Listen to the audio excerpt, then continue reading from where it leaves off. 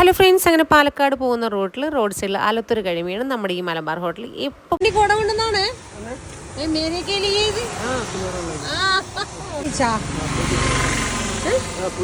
കഴിച്ചാ. Hello hello hello. എനിക്കറിയാവുന്നതും അറിയാത്തതുമായ ഹിന്ദിയൊക്കെ വാരിക്കോരി ഞാൻ സംസാരിച്ചു. ആ ചേട്ടനെയും കൊണ്ട് ഞാൻ ഹോട്ടലിലേക്ക് വന്നിട്ടോ. ആ ചേട്ടൻ അവിടുത്തെ സെക്യൂരിറ്റിയാണ്. നോർമലി ഞാനിങ്ങനെയുള്ള ആളുകളൊക്കെ കാണുമ്പോൾ നന്നായിട്ട് സംസാരിക്കാറുണ്ട്. എല്ലാവരോടും എനിക്കത് പറയാനുള്ളത്, നമ്മൾ ഹോട്ടലൊക്കെ കയറുമ്പോൾ എല്ലാവർക്കും നമ്മൾ ടിപ്പും കാര്യങ്ങളൊക്കെ കൊടുക്കും, സപ്ലയേഴ്സിനും ഒക്കെ കൊടുക്കും.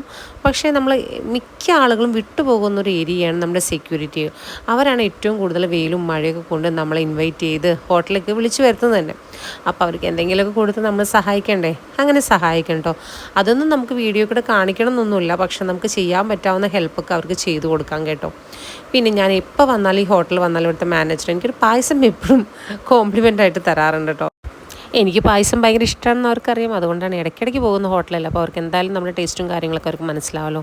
പിന്നെ ഞാൻ അവിടെ നിന്ന് ഇറങ്ങിയപ്പോഴത്തേനും ഞാൻ ആദ്യം കണ്ട എൻ്റെ സെക്യൂരിറ്റി ചേട്ടനെ പിന്നെ കണ്ടില്ല കേട്ടോ. അവർ ഷിഫ്റ്റ് ചേഞ്ച് ആയെന്ന് തോന്നുന്നു. എന്നാലും ഞാൻ പുറത്തിറങ്ങി.